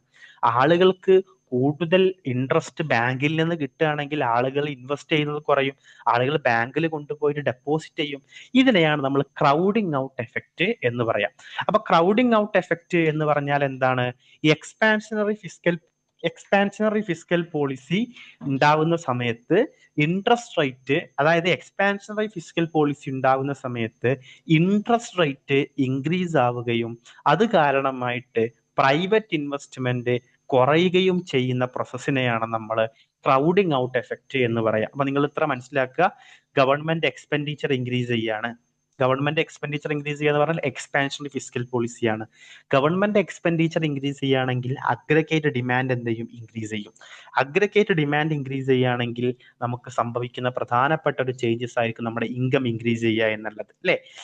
ഇൻകം ഇൻക്രീസ് ചെയ്യുകയാണെങ്കിൽ നമുക്കറിയാം, ഇൻകം ഇൻക്രീസ് ചെയ്യുക എന്ന് പറഞ്ഞാൽ സ്വാഭാവികമായിട്ടും നമ്മൾ നേരത്തെ പറഞ്ഞ 3 മോട്ടീവുകളിൽ ഇൻകവുമായി ബന്ധപ്പെട്ട് കിടക്കുന്ന സ്പെക്കുലേറ്റീവ് ഡിമാൻഡ് ഫോർ മണി അല്ലാത്ത മറ്റ് 2 മോട്ടീവ്സ് എന്ത് ചെയ്യും? ഇൻക്രീസ് ചെയ്തിട്ട് മണി ഡിമാൻഡ് ഇൻക്രീസ് ചെയ്യും. മണി സപ്ലൈ ഇൻക്രീസ് ചെയ്യുന്നതോട് കൂടിയിട്ട് ഇൻട്രസ്റ്റ് റേറ്റ് എന്ത് ചെയ്യും? ഇൻക്രീസ് ചെയ്യും. ഇൻട്രസ്റ്റ് റേറ്റ് ഇൻക്രീസ് ചെയ്ത് കഴിഞ്ഞാൽ നമുക്കറിയാം ഇൻവെസ്റ്റ്മെന്റ് കുറയുമെന്നുള്ളതാണ്. ഇതാണ് ഗവൺമെന്റ് എക്സ്പെൻഡിച്ചർ ഇൻക്രീസ് ചെയ്ത് കഴിഞ്ഞാൽ it will lead to crowding out effect. അപ്പൊ എന്താണ് ക്രൗഡിങ് ഔട്ട് എഫക്റ്റ്? ഒരു ഇക്കോണമിയിലെ ഗവൺമെന്റ് എക്സ്പെൻഡിച്ചർ അല്ലെങ്കിൽ ഗവൺമെന്റ് ഇൻവെസ്റ്റ്മെന്റ് കൂടിക്കഴിഞ്ഞാൽ അത് പ്രൈവറ്റ് ഇൻവെസ്റ്റ്മെന്റിനെ ആ ഇക്കോണമിയിൽ നിന്ന് ഒഴിവാക്കുന്നതിനെയാണ് നമ്മൾ എന്ത് പറയാം? ക്രൗഡിങ് ഔട്ട് എഫക്റ്റ് എന്ന് പറയാം. ഇനി അതായത് ഫിസ്ക്കൽ പോളിസി എഫക്റ്റീവ് ആണ് എപ്പോ? IS കർവ് സ്റ്റീപ്പ് ആവുമ്പോൾ, LM കർവ് ഫ്ലാറ്റ് ആവുമ്പോൾ. നിങ്ങൾ പ്രത്യേകം ശ്രദ്ധിക്കണം, നമ്മൾ കെയ്നീഷ്യൻ ലിക്വിഡിറ്റി ട്രാപ്പ് പറഞ്ഞു അല്ലെ? ഈ ഫ്ലാറ്റർ പോർഷൻ ഓഫ് LM കർവിന്റെ ഈ ഫ്ലാറ്റർ പോർഷനിൽ നമുക്ക് എപ്പോഴും ഏത് പോളിസി ആയിരിക്കും എഫക്റ്റീവ് ആയിട്ടുണ്ടാവുക? അത് ഫിസ്ക്കൽ പോളിസി ആയിരിക്കും എഫക്റ്റീവ് ആയിട്ടുണ്ടാവുക. അപ്പൊ IS കർവ് സ്റ്റീപ്പ് ആവുന്ന സമയത്ത്, LM കർവ് ഫ്ലാറ്റ് ആവുന്ന സമയത്ത്, ഇൻവെസ്റ്റ്മെന്റ് ഇൻട്രസ്റ്റ് ഇൻഇലാസ്റ്റിക് ആവുന്ന സമയത്ത്, മണി ഡിമാൻഡ് ഇൻട്രസ്റ്റ് ഇലാസ്റ്റിക് ആവുന്ന സമയത്ത് ഇക്കോണമി ഇതാണ് ലിക്വിഡിറ്റി ട്രാപ്പിന്റെ കേസ്. നമ്മൾ perfect portion of money demand curve, നമ്മൾ ഈ കേസിൽ perfect portion of money demand curve എന്നൊക്കെ പറഞ്ഞ് നമ്മൾ ലിക്വിഡിറ്റി ട്രാപ്പിനെ പഠിച്ചിട്ടുണ്ടായിരുന്നു. അപ്പൊ ലിക്വിഡിറ്റി ട്രാപ്പിന്റെ കേസിൽ IS കർവ് സ്റ്റീപ്പ് ആവുമ്പോൾ, LM കർവ് ഫ്ലാറ്റ് ആവുമ്പോൾ, ഇൻവെസ്റ്റ്മെന്റ് ഇൻട്രസ്റ്റ് ഇൻഇലാസ്റ്റിക് ആവുമ്പോൾ, മണി ഡിമാൻഡ് ഇൻട്രസ്റ്റ് ഇലാസ്റ്റിക് ആവുമ്പോൾ, ഇക്കോണമി ലിക്വിഡിറ്റി ട്രാപ്പിലാകുന്ന സമയത്തൊക്കെ ഫിസ്ക്കൽ പോളിസി ആയിരിക്കും കൂടുതൽ എഫക്റ്റീവ് ആയിട്ടുണ്ടാവുക. ഇത് നിങ്ങൾ കാണാതെ പഠിക്കുന്ന വേണം എക്സാമിന്റെ point of view, UGC net എക്സാമിന്റെ പോയിന്റ് ഓഫ് വ്യൂവിൽ. ഇനി ഫിസ്ക്കൽ പോളിസി എഫക്റ്റീവ്നെസ് കുറവാണ് എപ്പോ? IS കർവ് ഫ്ലാറ്റ് ആവുന്ന സമയത്ത്, LM കർവ് സ്റ്റീപ്പ് ആവുന്ന സമയത്ത്, ഇൻവെസ്റ്റ്മെന്റ് ഇൻട്രസ്റ്റ് ഇലാസ്റ്റിക് ആവുന്ന സമയത്ത്, മണി ഡിമാൻഡ് ഇൻട്രസ്റ്റ് ഇൻഇലാസ്റ്റിക് ആവുന്ന സമയത്ത്.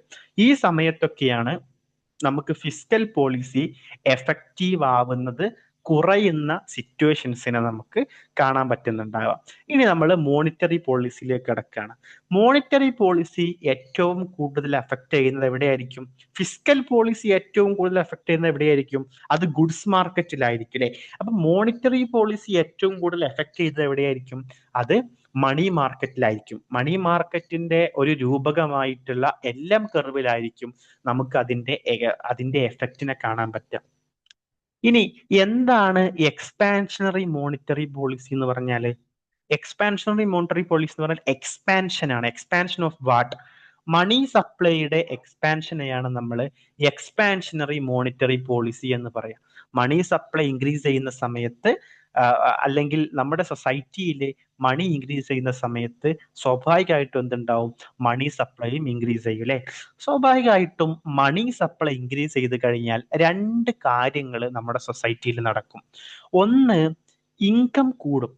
ആളുകളുടെ ഇൻകം കൂടും. മണി സപ്ലൈ കൂടിക്കഴിഞ്ഞാൽ കൂടും.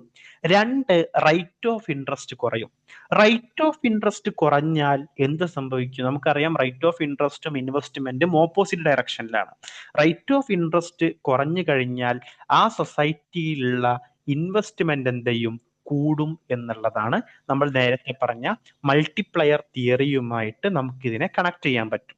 അപ്പോൾ മോണിറ്ററി പോളിസി ഏറ്റവും എഫക്റ്റീവ് ആയിട്ടുള്ളത് LM കർവ് എവിടെയാണോ സ്റ്റീപ്പ് ആയിട്ടുള്ളത്, ഇങ്ങനെയുള്ള കുത്തനെയുള്ള LM കർവിന്റെ പോർഷനിലായിരിക്കും എന്ത് മോണിറ്ററി പോളിസി കൂടുതൽ എഫക്റ്റീവ് ആയിട്ടുണ്ടാവുക. അതുപോലെ തന്നെ IS കർവിന്റെ ഫ്ലാറ്റ് പോർഷനിലായിരിക്കും. അതുപോലെ മണി ഡിമാൻഡ് ഇൻട്രസ്റ്റ് ഇൻഇലാസ്റ്റിക് ആവുമ്പോഴായിരിക്കും.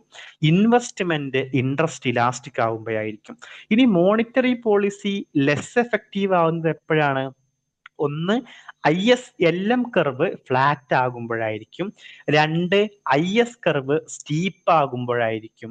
അതുപോലെ money demand highly interest elastic ആകുമ്പോഴായിരിക്കും. ഇൻവെസ്റ്റ്മെന്റ് ഇൻട്രസ്റ്റ് ഇൻഇലാസ്റ്റിക് ആവുന്ന സമയത്തായിരിക്കും. ഇനി നമുക്ക് എന്ത് ചെയ്യാം, ലിക്വിഡിറ്റി ട്രാപ്പിലേക്ക് പോവാം. ഈ ലിക്വിഡിറ്റി ട്രാപ്പ് എന്ന് പറയുന്ന കോൺസെപ്റ്റ് നിങ്ങൾ കണക്ട് ചെയ്യേണ്ടത് നമ്മുടെ കെയ്നീഷ്യൻ ഡിമാൻഡ് ഫോർ മണിയുമായിട്ടാണ്. ലിക്വിഡിറ്റി ട്രാപ്പ് എന്ന് പറഞ്ഞാൽ ഈ സിറ്റുവേഷനിൽ ഇൻട്രസ്റ്റ് റേറ്റ് ഏറ്റവും എക്സ്ട്രീംലി ലോ ആയിരിക്കും. എൻ്റെ കയ്യിൽ നിന്ന് വരക്കുന്ന സാധനം ഇല്ല, ഞാൻ ജസ്റ്റ് മൗസ് ഇട്ട് വരക്കുന്നുണ്ട്. ഇങ്ങനെ ഒരു മണി ഡിമാൻഡ് ഗ്രാഫ് ഉണ്ടെങ്കിൽ ഇതാണ് റേറ്റ് ഓഫ് ഇൻട്രസ്റ്റ്, ഇത് 6 കേട്ടോ. ഓക്കെ, ഇതാണ് ഡിമാൻഡ്. ഈ ഇൻട്രസ്റ്റ് റേറ്റ് ഏറ്റവും കുറവായ പോയിന്റ്, ഇതിനെയാണ് നമ്മൾ എന്ത് പറയാ, ഈ പോയിന്റ് ആയിരിക്കും ലിക്വിഡിറ്റി ട്രാപ്പ് എന്ന് പറയാം. അതായത് ആളുകൾ എന്ത് ചെയ്യും, അവരുടെ കയ്യിൽ അഡീഷണൽ ആയിട്ട് വരുന്ന ഇൻകങ്ങളൊക്കെ അവര് സേവ് ചെയ്തിട്ട് അവരുടെ കയ്യിൽ ഹോൾഡ് ചെയ്യാൻ ഉദ്ദേശിക്കുന്നതിനെയാണ് നമ്മൾ ലിക്വിഡിറ്റി ട്രാപ്പ് എന്ന് പറയാം. ഈ കേസിൽ എല്ലാം എന്തായിരിക്കും, ഹൊറിസോണ്ടൽ ആയിരിക്കും. ഇനി LM കർവ് വരക്കുകയാണെങ്കിൽ അതെന്തായിരിക്കും, ഹൊറിസോണ്ടൽ ആയിരിക്കും. ഇങ്ങനെ ഹൊറിസോണ്ടൽ ആയിരിക്കും. ലിക്വിഡിറ്റി ട്രാപ്പിൽ നമുക്ക് കാണാൻ പറ്റും മണി ഡിമാൻഡ് എന്തായിരിക്കും, പെർഫെക്റ്റ്ലി ഇൻട്രസ്റ്റ് ഇലാസ്റ്റിക് ആയിരിക്കും. പെർഫെക്റ്റ് ഇൻട്രസ്റ്റ് ഇലാസ്റ്റിക് ആവുമ്പോഴാണ് നമ്മൾ എന്ത് ചെയ്യുക, ഇൻഫിനിറ്റി എന്ന് പറയുന്ന ടേമിനെ നമ്മൾ യൂസ് ചെയ്യുക. പെർഫെക്റ്റ്ലി ഇൻട്രസ്റ്റ് ഇൻട്രസ്റ്റ് ഇലാസ്റ്റിക് ആയിരിക്കും എന്ന് നിങ്ങൾ മനസ്സിലാക്കുക. എക്സ്പാൻഷണറി മോണിറ്ററി പോളിസി പ്രത്യേകം ശ്രദ്ധിക്കേണ്ടത്, ലിക്വിഡിറ്റി ട്രാപ്പിന്റെ കേസിൽ എക്സ്പാൻഷണറി മോണിറ്ററി പോളിസി ഇൻഎഫക്റ്റീവ് ആയിരിക്കും. കാരണം മണി സപ്ലൈ ഇൻക്രീസ് ചെയ്ത് കഴിഞ്ഞാലും ഇവിടെ നമ്മൾ നേരത്തെ പറഞ്ഞത് മണി സപ്ലൈ ഇൻക്രീസ് ചെയ്യുകയാണെങ്കിൽ റേറ്റ് ഓഫ് ഇൻട്രസ്റ്റ് കുറയുമെന്നുള്ളത്. പക്ഷെ എക്സ്പാൻഷണറി മോണിറ്ററി പോളിസിയുടെ കേസിൽ മണി സപ്ലൈ ഇൻക്രീസ് ചെയ്യുകയാണെങ്കിലും ഇൻട്രസ്റ്റ് റേറ്റ് എന്ത് ചെയ്യൂല, റെഡ്യൂസ് ചെയ്യൂല എന്നുള്ളതാണ്. അതുപോലെ ലിക്വിഡിറ്റി ട്രാപ്പിന്റെ കേസിൽ ഫിസ്ക്കൽ പോളിസി ആണ് ഏറ്റവും കൂടുതൽ എഫക്റ്റീവ് ആവുക. അപ്പൊ നിങ്ങളുടെ എക്സാമിന്റെ പോയിന്റ് ഓഫ് വ്യൂവിൽ ചോദിക്കും, ലിക്വിഡിറ്റി ട്രാപ്പിന്റെ കേസിൽ ലിക്വിഡിറ്റി ട്രാപ്പ് വരുന്ന സമയത്ത് നമുക്ക് യൂസ് ചെയ്യാൻ പറ്റിയ മോണിറ്ററി പോളിസിയാണോ ഫിസ്ക്കൽ പോളിസിയാണോ, ഏതായിരിക്കും? അത് ഫിസ്ക്കൽ പോളിസി ആയിരിക്കും. ഫിസ്ക്കൽ പോളിസിയാണ് എഫക്റ്റീവ് ആയിട്ടുണ്ടാവുക. കാരണം ഗവൺമെന്റ് എക്സ്പെൻഡിച്ചർ എന്ത് ചെയ്യും, ഇൻട്രസ്റ്റ് റേറ്റ് ഗവൺമെന്റ് എക്സ്പെൻഡിച്ചർ നമ്മൾ ഇൻക്രീസ് ചെയ്യുകയാണെങ്കിൽ ഇൻട്രസ്റ്റ് റേറ്റിൽ ചേഞ്ചസ് വരാതെ തന്നെ അത് ഇൻകത്തിൽ എന്ത് ചെയ്യും, മാറ്റം വരുത്തും എന്നുള്ളതാണ്. അപ്പൊ ഈ ലിക്വിഡിറ്റി ട്രാപ്പിന്റെ ഏരിയ എന്ന് പറഞ്ഞാൽ ബേസിക്കലി അത് കെയ്നീഷ്യൻ റേഞ്ച് ആണ്. നമ്മൾ ലിക്വിഡിറ്റി ട്രാപ്പിന്റെ ഏരിയ പറയാൻ എന്താണ്, കെയ്നീഷ്യൻ റേഞ്ച് എന്നുള്ളതാണ്. ഇനി നമുക്ക് ക്ലാസിക്കൽ റേഞ്ച് ഉണ്ട്. ക്ലാസിക്കൽ റേഞ്ച് എന്ന് പറഞ്ഞാൽ മണി ഡിമാൻഡ്, അപ്പോൾ കെയ്നീഷ്യൻ റേഞ്ചിൽ നമ്മൾ പറഞ്ഞു, അല്ലെങ്കിൽ ലിക്വിഡിറ്റി ട്രാപ്പിൽ നമ്മൾ പറഞ്ഞു, അവിടെ ഡിമാൻഡ് കംപ്ലീറ്റ്ലി ഇൻട്രസ്റ്റ് ഇലാസ്റ്റിക് ആവുകയാണ്. ഇവിടെ ഡിമാൻഡ് കംപ്ലീറ്റ്ലി ഇൻട്രസ്റ്റ് ഇൻഇലാസ്റ്റിക് ആവുകയാണ്. അതായത് നമ്മുടെ LM കർവ് ഇങ്ങനെ വരക്കുകയാണെങ്കിൽ ഈ ഏരിയയാണെന്ത്, ലിക്വിഡിറ്റി ട്രാപ്പിന്റെ കെയ്നീഷ്യൻ ഏരിയ. ഈ ഏരിയയാണെന്ത്, നമ്മൾ പറയുന്ന ക്ലാസിക്കൽ ഏരിയ. ഇവിടെ ഇൻട്രസ്റ്റ് എന്തായിരിക്കും, ഇൻഇലാസ്റ്റിക് ആയിരിക്കും. അവിടെ ഇൻട്രസ്റ്റ് എന്തായിരിക്കും, അവിടെ ഇലാസ്റ്റിക് ആയിരിക്കും. അപ്പൊ ക്ലാസിക്കൽ കേസിൽ നമുക്ക് കാണാൻ പറ്റുക ഇൻട്രസ്റ്റ് ഇൻഇലാസ്റ്റിക് ആണ്, 0 ആണ് എന്നർത്ഥം. Money demand depends only on income, not in interest rate. Money demand കാര്യമായിട്ട് ഡിപ്പെൻഡ് ചെയ്യുന്നത് ഇൻകത്തിലാണ്, അല്ലാണ്ട് എന്തല്ല, ഇൻട്രസ്റ്റ് റേറ്റിലല്ല. അതുകൊണ്ട് തന്നെ മോണിറ്ററി പോളിസി ആയിരിക്കും ക്ലാസിക്കൽ കേസിൽ ഏറ്റവും കൂടുതൽ എഫക്റ്റീവ് ആയിട്ടുണ്ടാവുക. കാരണം മണി സപ്ലൈയിൽ വരുന്ന ചേഞ്ചസ് LM കർവിനെ എന്ത് ചെയ്യും, റൈറ്റിലേക്ക് ഷിഫ്റ്റ് ചെയ്യുകയും ഇൻകത്തെ റൈസ് ചെയ്യുകയും ചെയ്യും. അതുപോലെ ഫിസ്ക്കൽ പോളിസി ഇൻഎഫക്റ്റീവ് ആയിരിക്കും. കാരണം ഇൻട്രസ്റ്റ് റേറ്റിൽ വരുന്ന ഇൻട്രസ്റ്റ് റേറ്റ് കൂടുതലാവുകയാണെങ്കിൽ നമ്മൾ നേരത്തെ പറഞ്ഞ ക്രൗഡിങ് ഔട്ട് എഫക്റ്റ് സംഭവിക്കും. നമ്മൾ പറഞ്ഞില്ലേ, ഗവൺമെന്റ് എക്സ്പെൻഡിച്ചർ കൂടിക്കഴിഞ്ഞാൽ ഇൻട്രസ്റ്റ് റേറ്റ് കൂടുകയും ഇൻട്രസ്റ്റ് റേറ്റ് കൂടിക്കഴിഞ്ഞാൽ പ്രൈവറ്റ് ഇൻവെസ്റ്റ്മെന്റ് കുറയുകയും ചെയ്യുന്ന ഒരു സിറ്റുവേഷൻ ആണ് നമ്മൾ ക്രൗഡിങ് ഔട്ട് എഫക്റ്റിൽ പറഞ്ഞത്. അപ്പോൾ ക്ലാസിക്കൽ കേസിൽ, ക്ലാസിക്കൽ റേഞ്ചിൽ എപ്പോഴും ഏറ്റവും കൂടുതൽ നമുക്ക് ഉപയോഗിക്കാൻ പറ്റിയ അത് ഫിസ്ക്കൽ പോളിസിയാണ്. അത് മോണിറ്ററി പോളിസിയാണ്, ഫിസ്ക്കൽ പോളിസി അല്ല. പക്ഷെ കെയ്നീഷ്യൻ റേഞ്ചിൽ നമുക്ക് ഏറ്റവും കൂടുതൽ ഉപയോഗിക്കാൻ പറ്റില്ല. അവിടെ എന്താണ്, അവിടെ ഫിസ്ക്കൽ പോളിസിയാണ്, മോണിറ്ററി പോളിസി അല്ല. അത് നിങ്ങൾ എന്ത് ചെയ്യണം, രണ്ടും പരസ്പരം മാറിപ്പോവാതെ നിങ്ങൾ മനസ്സിലാക്കി വെക്കണം. കെയ്നീഷ്യൻ റേഞ്ചിൽ ഫിസ്ക്കൽ പോളിസിയാണ്, ക്ലാസിക്കൽ റേഞ്ചിൽ മോണിറ്ററി പോളിസിയാണ് എന്നും നിങ്ങൾ എന്ത് ചെയ്യുക, മനസ്സിലാക്കി വെക്കുക. ഓക്കെ, ഇനി നമുക്ക് ജസ്റ്റ് ഒരു കമ്പാരിസൺ നോക്കാം. ലിക്വിഡിറ്റി ട്രാപ്പ് LM കർവിന്റെ കേസിലാണെങ്കിൽ ലിക്വിഡിറ്റി ട്രാപ്പ് LM കർവിന്റെ ഹൊറിസോണ്ടൽ പോർഷനിലാണ് ലിക്വിഡിറ്റി ട്രാപ്പ് വരുന്നത്. ക്ലാസിക്കൽ റേഞ്ച് ആണെങ്കിൽ അത് വെർട്ടിക്കൽ പോർഷനിലാണ് വരുന്നത്. അതുപോലെ interest elasticity of money demand, ഇത് വളരെ ഇമ്പോർട്ടന്റ് ആണ് കേട്ടോ. ഈ ഒരു ഏരിയ ലിക്വിഡിറ്റി ട്രാപ്പും ക്ലാസിക്കൽ റേഞ്ചും തമ്മിലുള്ളത്, അല്ലെങ്കിൽ ലിക്വിഡിറ്റി ട്രാപ്പ് എന്ന് പറയുന്നത് കെയ്നീഷ്യൻ റേഞ്ച് ആണ്. ഓക്കെ, അപ്പൊ interest elasticity of money demand liquidity ട്രാപ്പിൽ ഇൻഫിനിറ്റ് ആണ്, ക്ലാസിക്കൽ കേസിൽ 0 ആണ്. മോണിറ്ററി പോളിസി ലിക്വിഡിറ്റി ട്രാപ്പ് എന്ന് പറയുന്ന കെയ്നീഷ്യൻ റേഞ്ചിൽ മോണിറ്ററി പോളിസി ഇൻഎഫക്റ്റീവ് ആണ്, ക്ലാസിക്കൽ റേഞ്ചിൽ മോണിറ്ററി പോളിസി എഫക്റ്റീവ് ആണ്. ഫിസ്ക്കൽ പോളിസി ലിക്വിഡിറ്റി റേഞ്ചിൽ അല്ലെങ്കിൽ കെയ്നീഷ്യൻ റേഞ്ചിൽ എഫക്റ്റീവ് ആണ്, ക്ലാസിക്കൽ റേഞ്ചിൽ ഇൻഎഫക്റ്റീവ് ആണ്. ക്രൗഡിങ് ഔട്ട് എഫക്റ്റ് ലിക്വിഡിറ്റി ട്രാപ്പിന്റെ കേസിൽ വരുന്നുണ്ട്. ഇവിടെ നമ്മൾ ഫിസ്ക്കൽ പോളിസി യൂസ് ചെയ്യുകയാണെങ്കിൽ ക്രൗഡിങ് ഔട്ട് എഫക്റ്റ് കൂടുതലാണ്. അതുപോലെ ഇൻട്രസ്റ്റ് റേറ്റ് കെയ്നീഷ്യൻ റേഞ്ചിൽ വളരെ കുറവാണ്, ക്ലാസിക്കൽ റേഞ്ചിൽ ഫ്ലെക്സിബിളോ അല്ലെങ്കിൽ റെസ്പോൺസീവോ ആണ് എന്ന് മനസ്സിലാക്കുക. ഇനി ജസ്റ്റ് നമ്മളിപ്പോൾ ഇതുവരെ പറഞ്ഞത് എക്സാമിന്റെ പോയിന്റ് ഓഫ് വ്യൂ ഒന്നും കൂടി സമ്മറൈസ് ചെയ്യാണ്. നോർമൽ ISLM കർവിലെ ഫിസ്ക്കൽ പോളിസി എഫക്റ്റീവ് ആണ്, പക്ഷേ ക്രൗഡിങ് ഔട്ട് സംഭവിക്കും. മോണിറ്ററി പോളിസി എന്താണ്, എഫക്റ്റീവ് ആണ്. ലിക്വിഡിറ്റി ട്രാപ്പിന്റെ കേസിൽ ഫിസ്ക്കൽ പോളിസി എഫക്റ്റീവ് ആണ്. കെയ്നീഷ്യൻ റേഞ്ചിൽ, ക്ലാസിക്കൽ റേഞ്ചിലാവുമ്പോഴേ എന്ത് ചെയ്യുള്ളൂ, ഫിസ്ക്കൽ പോളിസി ഇൻഎഫക്റ്റീവ് ആവാത്തതുള്ളൂ. ലിക്വിഡിറ്റി ട്രാപ്പിൽ മോണിറ്ററി പോളിസി ഇൻഎഫക്റ്റീവ് ആണ്, ക്ലാസിക്കൽ റേഞ്ചിൽ എന്താണ്, മോണിറ്ററി പോളിസി എഫക്റ്റീവ് ആണ്. ഫ്ലാറ്റ് IS കർവ് നമുക്ക് ഫ്ലാറ്റ് ആവുന്ന സമയത്ത് ഫിസ്ക്കൽ പോളിസി എന്താണ്, ലെസ് എഫക്റ്റീവ് ആണ്, മോണിറ്ററി പോളിസി മോർ എഫക്റ്റീവ് ആണ്. IS കർവ് സ്റ്റീപ്പ് ആവുന്ന സമയത്ത് ഫിസ്ക്കൽ പോളിസി എഫക്റ്റീവ് ആണ്, അതുപോലെ മോണിറ്ററി പോളിസി ലെസ് എഫക്റ്റീവ് ആണ്. ഫ്ലാറ്റ് LM കർവിന്റെ സമയത്ത് മോർ എഫക്റ്റീവ് ആണ് ഫിസ്ക്കൽ പോളിസി, ലെസ് എഫക്റ്റീവ് ആണ് മോണിറ്ററി പോളിസി. സ്റ്റീപ്പ് LM കർവിന്റെ കേസിൽ ഫിസ്ക്കൽ പോളിസി ലെസ് എഫക്റ്റീവ് ആണ്, മോണിറ്ററി പോളിസി കൂടുതൽ എഫക്റ്റീവ് ആണ് എന്ന് നിങ്ങൾ മനസ്സിലാക്കുക. അപ്പോൾ പൊതുവെ എക്സാമിന്റെ പോയിന്റ് ഓഫ് വ്യൂവിൽ ചോദിക്കുന്ന ക്വസ്റ്റ്യൻസ് ക്ലാസിക്കൽ റേഞ്ചും കെയ്നീഷ്യൻ റേഞ്ചും ഒക്കെ വെച്ചിട്ടാണ്. അത് നിങ്ങൾ എന്ത് ചെയ്യുക, ഈ PPT നോക്കിയിട്ടൊന്ന് മനസ്സിലാക്കി വെക്കുക. ഇനി ജസ്റ്റ് നമ്മളിപ്പോൾ ഇത്രയും പറഞ്ഞത് നമുക്കൊന്ന് ഒന്ന് റിവൈസ് ചെയ്യാം. ISLM മോഡൽ ഡെവലപ്പ് ചെയ്തിട്ടുള്ളത് ഹിക്സ് ആണ്, ശേഷം അത് പോപ്പുലറൈസ് ചെയ്തിട്ടുള്ളത് ഹാൻസൺ ആണ്. അതുകൊണ്ട് ഹിക്സ് ഹാൻസൺ മോഡൽ എന്നും നമ്മൾ പറയാറുണ്ട്. IS കർവ് എന്ന് പറഞ്ഞാൽ it represent goods market equilibrium, and LM curve എന്ന് പറഞ്ഞാൽ it represent money market equilibrium. IS curve is a downward sloping curve ആണ്, LM curve is a upward sloping curve ആണ്. IS curve shift ചെയ്യാനുള്ള പ്രധാനപ്പെട്ട reasons നമ്മൾ പറഞ്ഞ പോലെ fiscal പോളിസിയാണ്. അതായത് എക്സ്പാൻഷനറി ഫിസ്ക്കൽ പോളിസി ഉണ്ടാവുകയാണെങ്കിൽ IS curve will shift to right. Contractionary fiscal policy ഉണ്ടാവുകയാണെങ്കിൽ IS curve will shift to left. ഇനി മോണിറ്ററി പോളിസിയുടെ കേസിലാണെങ്കിലും എക്സ്പാൻഷണറി മോണിറ്ററി പോളിസി ഉണ്ടാവുകയാണെങ്കിൽ IS കർവ് റൈറ്റിലേക്ക് ഷിഫ്റ്റ് ചെയ്യും. കോൺട്രാക്ഷണറി മോണിറ്ററി പോളിസി ഉണ്ടാവുകയാണെങ്കിൽ LM കർവ് ലെഫ്റ്റിലേക്ക് ഷിഫ്റ്റ് ചെയ്യും. ലിക്വിഡിറ്റി ട്രാപ്പ് എന്ന് പറയുന്നത് LM കർവിന്റെ ഹൊറിസോണ്ടൽ പോർഷനെയാണ് നമ്മൾ എന്ത് പറയാ, ലിക്വിഡിറ്റി ട്രാപ്പ് എന്ന് പറയാ. ക്ലാസിക്കൽ കേസിൽ LM കർവ് എന്തായിരിക്കും? അത് വെർട്ടിക്കൽ ആയിരിക്കും. ഫിസ്ക്കൽ പോളിസി എന്തായിരിക്കും? ലിക്വിഡിറ്റി ട്രാപ്പിൽ എഫക്റ്റീവ് ആയിരിക്കും. മോണിറ്ററി പോളിസി എന്തായിരിക്കും? ലിക്വിഡിറ്റി ട്രാപ്പിൽ ഇൻഎഫക്റ്റീവ് ആയിരിക്കും. അതുപോലെ തന്നെ ഫിസ്ക്കൽ പോളിസി ക്ലാസിക്കൽ കേസിൽ ഇൻഎഫക്റ്റീവ് ആണ്. കാരണം ക്ലാസിക്കൽ കേസിൽ നമ്മൾ ഫിസ്ക്കൽ പോളിസി നമ്മൾ ഇൻട്രൊഡ്യൂസ് ചെയ്യുകയാണെങ്കിൽ നമുക്ക് എന്ത് സംഭവിക്കും? കംപ്ലീറ്റ് ആയിട്ടുള്ള ക്രൗഡിങ് ഔട്ട് എഫക്റ്റ് ഉണ്ടാവും. അപ്പൊ എന്താണ് crowding out effect? Government expenditure കൂടുകയാണെങ്കിൽ ഇൻട്രസ്റ്റ് റേറ്റ് കൂടുകയും ഇൻട്രസ്റ്റ് റേറ്റ് കൂടുക വഴി പ്രൈവറ്റ് ഇൻവെസ്റ്റ്മെന്റ് കുറയുകയും ചെയ്യുന്ന ഒരു എന്താ പറയാ ഒരു ഒരു ഒരു സിസ്റ്റത്തെയാണ് നമ്മൾ ക്രൗഡിങ് ഔട്ട് എഫക്റ്റ് എന്ന് പറയാം.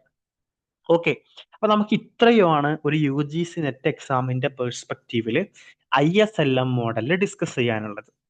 അപ്പൊ നെക്സ്റ്റ് ക്ലാസ് നാളെ നിങ്ങൾക്ക് മറ്റൊരു ഫാക്കൾട്ടി ആയിരിക്കും എടുക്കുന്നുണ്ടാവുക.